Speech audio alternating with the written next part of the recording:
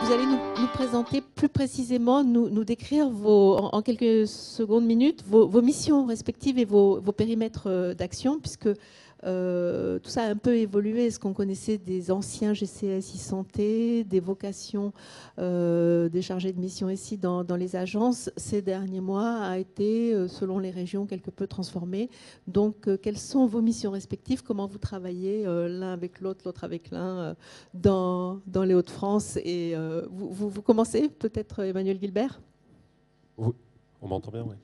Oui, je vais commencer juste peut-être pour rappeler un peu le contexte dans lequel effectivement aujourd'hui on travaille étroitement entre l'ARS des Hauts-de-France et le GIP Santé Numérique des Hauts-de-France. D'abord par une vraie volonté au niveau de la région et principalement au niveau de la directrice générale de l'Agence régionale de santé des Hauts-de-France d'inscrire la transformation numérique dans le plan régional de santé. Donc effectivement, la DGARS des Hauts-de-France a arrêté le PRS dans sa version 2 au mois de juillet dernier, mais l'ensemble des travaux qui ont mené à l'élaboration de ce PRS a clairement et rapidement identifié un objectif général de ce PRS, de mener la transformation numérique du système de santé, et qui lui-même finalement a été la pierre fondatrice de l'ensemble des actions qui ont été menées depuis l'année 2017 au niveau de la région. Donc une de ces premières actions, ça a été effectivement l'installation du CORSIS, donc le Comité d'orientation régionale des systèmes d'information, qui est une instance régionale qui représente un peu tout ce que peut représenter le monde de la santé dans la région des Hauts-de-France, avec bien sûr les professionnels de santé à travers les URPS, mais également les 5 conseils départementaux qui sont représentés, donc les 5 conseils départementaux qui constituent la région des Hauts-de-France, le conseil régional, j'en oublie certainement, les institutions, particulièrement de recherche clinique, etc. Donc l'ensemble de ces acteurs regroupés au sein de ce CORSIS, dont la vocation est justement de pouvoir participer à travers une concertation très forte à l'élaboration d'une vraie vision stratégique e-santé sur la région des Hauts-de-France. Donc ça a vraiment été à la fois l'inscription dans le PRS, puis la constitution de ce CORSIS, les deux faits marquants principalement depuis l'année 2017 qui ont permis aujourd'hui, après effectivement en s'appuyant sur l'instruction sur les grades de janvier 2017, la transformation des 2 anciens GCS e-santé de l'ex-région Nord-Pas-de-Calais et de l'ex-région Picardie, et donc la constitution du groupement d'intérêt public en opérateur unique, le GIP Santé Numérique des Hauts-de-France, ici représenté par Christian Huard. Donc vraiment, ce sont ces éléments-là qui ensuite ont permis l'élaboration du schéma directeur régional des systèmes d'information en santé, de poser cet équilibre entre la mission principale de l'Agence régionale de santé, qui a été rappelée d'ailleurs ce matin par la DGOS, de piloter la stratégie régionale e-santé et d'en confier la mise en œuvre à son assistance à maîtrise d'ouvrage, le GIP. Alors, Christian Huard, vous aviez été très bien placé pour mettre tout ça en musique, puisque vous étiez à l'Agence régionale de santé l'année dernière, au moment où vous avez donc conçu cette organisation. Vous avez préfiguré le groupement régional d'appui au développement de la e-santé, et aujourd'hui, vous le dirigez donc en relais de cette politique régionale de santé et de tous les programmes régionaux, e-santé, télémédecine, etc., qui ont pu être donc conçu par le comité régional dont nous parlait Emmanuel Guilbert, et auquel tout le monde vraiment participe. Vous ne regrettez aucun absent, vous avez tous les acteurs que vous souhaitiez voir autour de la table. On a tous les acteurs et on a des demandes constantes d'acteurs qui souhaitent rejoindre ce comité d'orientation. C'est ce qui est très important. On est aujourd'hui sur une représentativité composée de 53 membres avec des demandes encore en attente, et on devrait arriver probablement, dès que la DGARS aura validé les nouvelles adhésions, à peu près 70 membres. Oui, effectivement, j'avais pu mettre en musique cela quand j'étais à l'agence, et aussi de reprendre la direction d'un groupement d'intérêt public après avoir pris la direction du groupement de coopération sanitaire e-santé Picardie à sa création. Donc effectivement, ça facilite les choses. Et ce qui facilite aussi les choses, c'est de s'appuyer sur des solutions éprouvées et qui fonctionnent en région. Enfin, en tous les cas, c'est ce qu'on a, nous, promu dans la région Hauts-de-France, c'est que quand on a une segmentation claire et une répartition claire des rôles entre les acteurs, en règle générale, les choses fonctionnent plutôt bien. Et alors, d'aucuns vont dire que j'enfonce des portes ouvertes, mais la segmentation maîtrise d'ouvrage, assistance à maîtrise d'ouvrage, maîtrise d'œuvre, permet de cantonner les uns et les autres, chacun dans son rôle. La maîtrise d'ouvrage, agence régionale de santé, élabore la stratégie, l'assistance à maîtrise d'ouvrage, le groupement d'intérêt public décline cette stratégie et décline cette stratégie de la manière la plus efficiente possible puisque l'agence régionale nous donne des moyens pour pouvoir construire ces projets, ces programmes au bénéfice de l'ensemble de nos membres représentant tous les professionnels de santé de la région, qu'ils soient publics, privés, salariés, libéraux, de coopération institutionnelle ou pas. Enfin, en tous les cas, on les a tous autour de la table. Et effectivement, là aussi, c'est de confier à l'assistance à maîtrise d'ouvrage, où il y a des professionnels qui sont rompus à l'exercice, de piloter les engagements avec les maîtrises d'œuvre, parce que c'est un vrai exercice, c'est pas à vous que je vais l'apprendre. Et c'est aussi de préserver l'agence régionale de toute relation avec des industriels, puisque c'est pas son rôle. Son rôle, c'est vraiment de pousser la stratégie et de nous confier à nous le choix et le pilotage de ces professionnels qui, demain, seront autour de nous pour monter l'ensemble des projets et services. Tout à l'heure, Caroline parlait de bouquet de services intégrés. C'est globalement une communication qu'on avait faite il y a 7 ou 8 ans en région Picardie, où effectivement, on parlait déjà de bouquet de services intégrés. On en parlera juste après, puisqu'on évoquera le programme régional de transformation. Alors, programme régional de transformation, donc c'est le nom du programme que vous portez actuellement, donc c'est PREDIS, programme régional de transformation digitale du système de santé. Donc, rappelez-nous peut-être la vision, l'ambition globale et le calendrier sur lequel vous comptez travailler. Alors, par rapport à l'ambition globale du projet PREDIS, qui est le projet régional de transformation digitale du système de santé, qui est effectivement en appui quelque part à la vision stratégique que l'on souhaite développer sur la e-santé dans la région des Hauts-de-France et qui se fait finalement aussi en cohérence avec la stratégie nationale. Alors, les stratégies nationales passées, mais également celles qui viennent d'être annoncées à travers le volet numérique de la transformation numérique du système de santé, de Ma Santé 2022.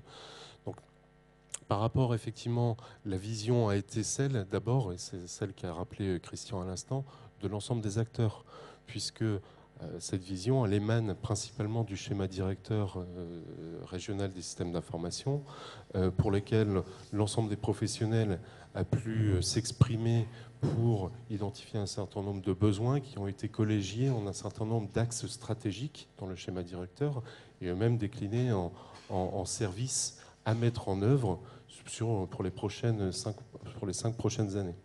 Une première version de ce schéma directeur a été validée en décembre 2017, puis une seconde version avec un approfondissement justement sur la partie coordination et services d'appui au numérique a été travaillée et a été validée par le comité régional des systèmes d'information, le CORSIS, en juin dernier, en adoptant finalement le principe, pour répondre aux besoins des professionnels qui s'étaient exprimés dans l'élaboration du schéma directeur, de partir sur une plateforme unique d'échange et de partage à l'échelon régional. Je poursuivrai sur ce sujet, j'allais dire l'ambition, d'abord la vision. La vision, c'est d'abord un projet métier. On a, tout à l'heure, Caroline le disait, les plateformes numériques, c'est intéressant, certes, parce qu'on en a besoin, mais avant tout, c'est l'expression des besoins métiers, c'est l'expression des échanges, c'est l'expression des professionnels de santé qui nous indiquent telle ou telle solution, tel ou tel besoin pour pouvoir mieux prendre en charge et mieux se coordonner. Ça, c'est donc avant tout la vision. Et l'ambition, quelque part, elle est déjà dans le nom du projet. On se fait d'ailleurs un peu peur quand on dit transformation digitale du système de santé. On se fait tellement peur que beaucoup de professionnels nous disent mais c'est un projet énorme, un projet monstrueux. Donc on se dit déjà qu'est-ce qu'on va faire de ce monstre. Donc il va bien falloir le travailler. Mais blague à part, l'ambition, elle est bien là. Elle est dans une transformation digitale du système de santé et pas dans la mise en place de plateformes numériques. Ça, on oublie. On sait aussi qu'en termes d'ambition, il y a aussi la nécessité, parce que on parle souvent d'accompagnement au changement, mais avant d'accompagner le changement, il faut déjà acculturer les acteurs au partage de l'information et à ce qu'est la e-santé. Alors, très souvent, quand on dit oui, la e-santé, c'est pas très très bien compris par tous, et très souvent, on prend l'exemple du médico-social, des petits établissements médico-sociaux. Pour avoir échangé avec d'autres professionnels de santé, je pense que le professionnel de santé qui exerce seul au fin fond de certaines campagnes n'est pas non plus forcément très acculturé à la e-santé, à la télétrans probablement, mais pas forcément à la e-santé.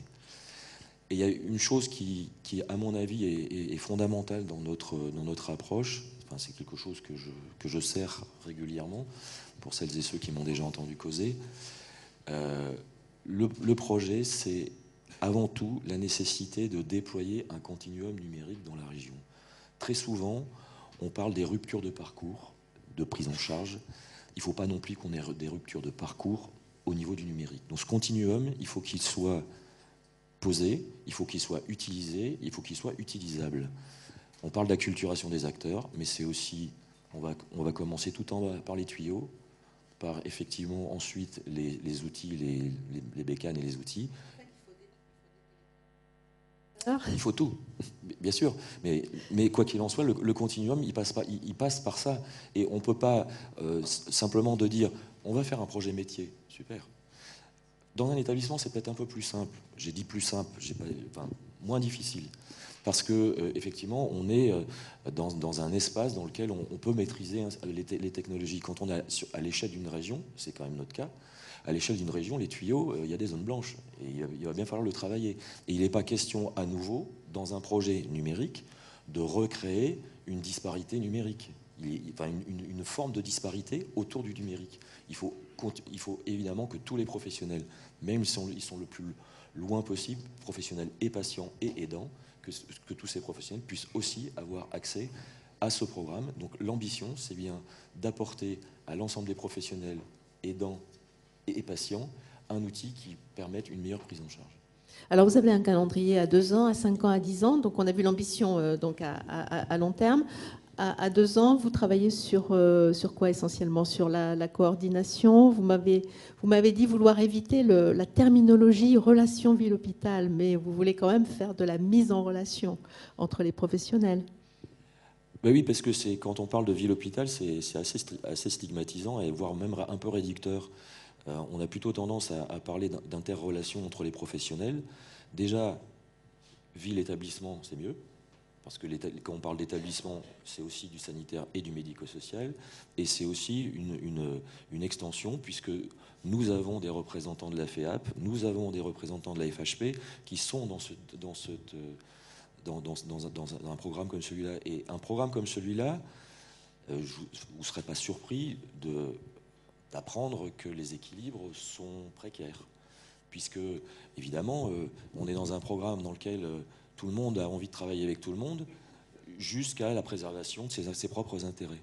Et donc, il est nécessaire d'avoir une gouvernance extrêmement bien posée, où les uns et les autres puissent se retrouver dans les fonctionnalités qui vont être proposées, et notamment utiliser une forme de vocabulaire qui ne réduise pas un certain nombre de choses. Et typiquement, quand on a commencé à travailler avec Mencare, où Mencare nous avait badigeonné du GHT partout, je leur ai dit, c'est bien, effectivement, les GHT sont partie prenante et grande partie prenante dans ce grand programme, mais attention, vous avez tous les acteurs de la ville et vous avez tous les autres acteurs du médico-social et associatif. Donc, soyons attentifs. Donc, l'interrelation, ça fait partie des choses qu'il est nécessaire de développer, mais comme c'est dans le domaine 6 ou 7, je ne sais plus, c'est le 6, je crois, de H Open.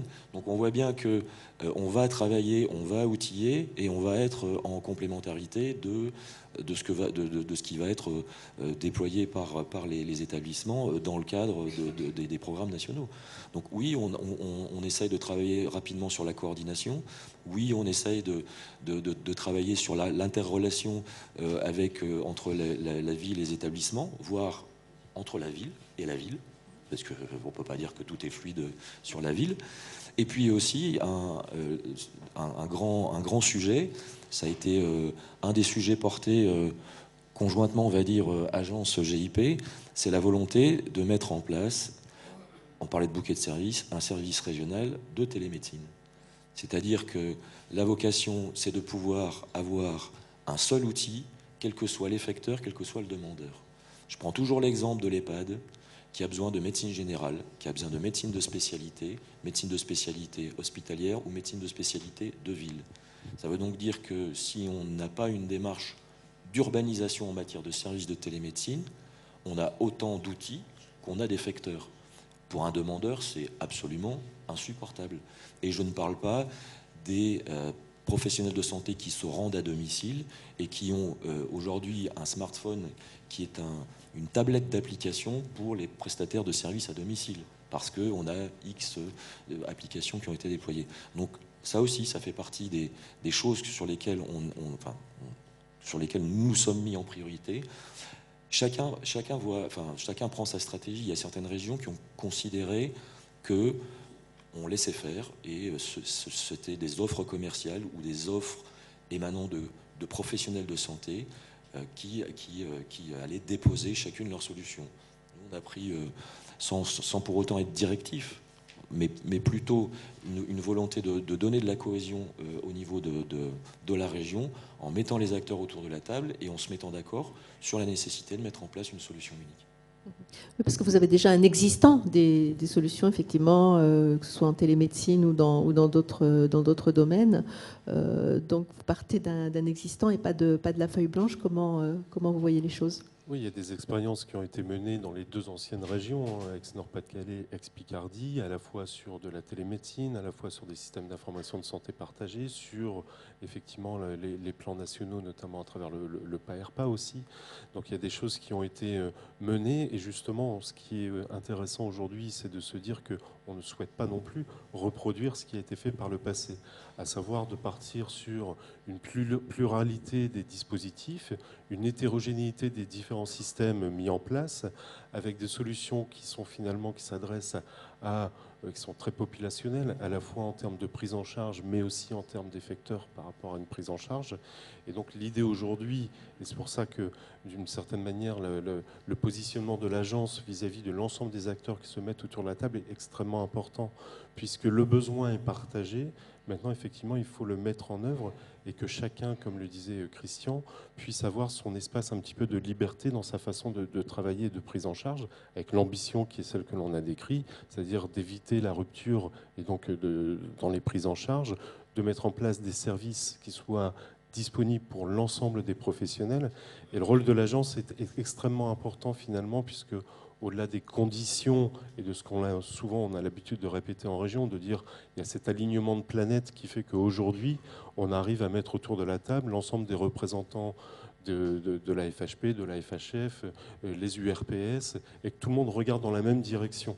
Et ça, c'est extrêmement important aujourd'hui, que l'ARS puisse jouer son rôle de garant de neutralité vis-à-vis de l'ensemble de ces acteurs, bien sûr en lien avec son assistance à maîtrise d'ouvrage, de partager effectivement la cible à atteindre, et notamment celle qui nous a été donnée à travers les différentes expériences passées, de ne pas non plus reproduire les erreurs qui ont été commises.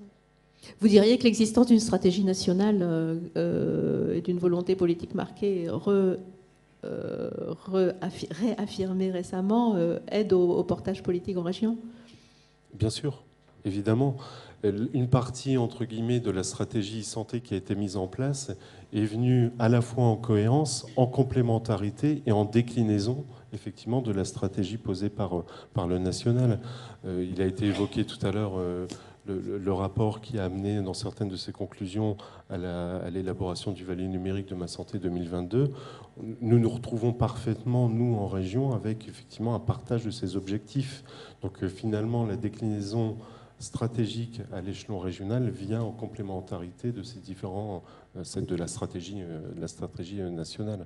Avant cela, il y avait effectivement la structuration e-santé qui posait un certain nombre de services socles qui ont été intégralement repris dans le schéma directeur régional des systèmes d'information. Vous en êtes tout concrètement aujourd'hui? C'est le démarrage T0 Oui, parce qu'il faut quand même si c'est quelque chose qui a été à l'initiative du milieu hospitalier de la région, donc qui a démarré il y a déjà un certain temps, pour autant, le projet est devenu un projet régional fin du semestre de cette année. Donc ce projet, il est tout récent. Il a fallu faire œuvre d'évangélisation auprès de l'ensemble des acteurs, qu'au-delà de cette évangélisation, qu'il y ait une compréhension, une adhésion autour, ce qui s'est bien passé. Et donc, effectivement, une fois on est sur ces premiers tours de roue, on est bien aujourd'hui en train d'installer la gouvernance stratégique opérationnelle. Et je peux vous assurer que c'est sensible. Il faut être bien posé parce que c'est quelque chose qui va nous suivre tout au long du programme, 2 ans, 5 ans, 10 ans, à mon avis. Des rencontres pédagogiques aussi avec les institutionnels. Le programme a fait très peur à l'assurance maladie en disant mais qu'est-ce qu'ils sont en train de nous faire là, un concurrent au DMP. Donc nous avons rencontré l'assurance maladie au niveau régional et au niveau national pour justement bien démontrer cette complémentarité qui est bien au-delà du simple terme complémentarité. Il y a vraiment on voit bien que il y a de la place à prendre dans les interstices qui aujourd'hui sont laissés libres entre les programmes nationaux. Tout à l'heure, on parlait de parcours la ville, on parlait de H-Open hôpital, et entre les deux, il y a quand même du monde. Et puis, il y a aussi évidemment le programme, il faut qu'il le démarre concrètement, c'est-à-dire des premiers cadrages au niveau des groupements hospitaliers de territoire, mais aussi au niveau des acteurs métiers régionaux. Prochainement, les unions régionales, bien évidemment, seront concernées. Et puis, là aussi, il y a le nerf de la guerre, qui bien évidemment est aussi très présent dans ce programme, puisque c'est un programme de grande dimension, donc avec des volumes financiers importants. Et il y a un montage aujourd'hui d'un dossier avec le FEDER, avec la région, pour justement mettre en perspective de la région ce grand programme régional. Ensuite, on va concrètement démarrer dans des groupes de travail et puis se mettre en perspective un certain nombre de jalons. Tout à l'heure, on parlait d'identito-vigilance. Un des premiers grands jalons, c'est le serveur de rapprochement d'identité au niveau régional qui doit atterrir à peu près à fin S1 2019. Mais fin S1 2019, c'est vraiment tout demain. L'accompagnement de Mindcare et des industriels dans ce type de programme, vous le voyez comment? Alors, l'accompagnement de Mindcare, c'est un vœu pieux que je fais ici, c'est qu'on puisse partager le même adage. Je le regarde tous, puisqu'ils sont quasiment tous au premier rang. La meilleure façon de le dire, c'est de le faire. Donc on est tous embarqués, si je puis m'exprimer ainsi, dans un programme de grande ampleur où, j'allais dire, la réussite dépend aussi bien des professionnels, de leur adhésion, que de la réactivité de Mindcare, et puis aussi de l'ensemble des institutionnels, je m'y mets un peu, de la région qui vont piloter ce grand programme. Alors, évidemment, quand on choisit un industriel, un éditeur, on se nourrit de ses retours d'expérience. Donc le rétex est extrêmement important. C'est un éditeur d'une certaine taille, d'une certaine assise, et donc avec de multiples expériences. Évidemment, un éditeur qui a aussi cette taille, c'est aussi un éditeur qui est rompu à l'exercice du projet, du programme, et donc le partage de la méthodologie qu'on peut avoir les uns les autres. Quand je dis les uns les autres, bien évidemment Mindcare, puisqu'ils ont mené des programmes, mais aussi tous les professionnels de la e-santé qui sont en région Hauts-de-France, qui ont eu d'autres parcours dans le monde de la santé et qui peuvent se nourrir aussi. Et donc la confrontation des expériences est à mon avis extrêmement importante. Après, évidemment, de la part de Mindcare, ce qu'on attend, c'est une mobilisation de leurs équipes. Alors d'accompagnement, évidemment, on va dire tout de suite d'accompagnement technique, oui, technique parce que il y aura probablement peu de cousu humain, peu de sur-mesure, enfin qui après ne sera plus du cousu humain et du sur-mesure, mais qui sera reventilé à la communauté. Mais il y a quand même une mobilisation des équipes de développement et donc une roadmap que j'imagine qui devra probablement être adaptée en fonction de nos exigences à nous. J'y reviendrai sur nos exigences. Et puis une mobilisation aussi des équipes en matière d'accompagnement de professionnels de santé. Parce que c'est vrai que les premiers échanges que j'ai pu avoir avec un certain nombre de personnes, de professionnels de chez Mencare, c'était de dire gardez toujours l'œil sur le compteur des usages. Moi, j'avoue que je n'ai que ça en tête. La mesure de la réussite du projet, du programme, sera faite à l'aune des usages. Donc, effectivement, il faut accompagner les professionnels de santé. Et les accompagner, c'est pas uniquement, j'allais dire, stratosphérique. Il faut aller sur le terrain, les rencontrer, évangéliser, je reprends ce terme. Enfin bref, porter la bonne parole. Et puis, en termes d'adaptation, c'est cette adaptation à nos exigences temporelles. On a 2 ans pour la première partie. Sinon, le fonds FEDER risque de nous faire défaut. On a probablement, sur un peu plus longue échéance, la durée du PRS, 5 ans. Je pense qu'au bout de 5 ans, on n'aura pas fini. Et puis aussi une adaptation à nos exigences de volume.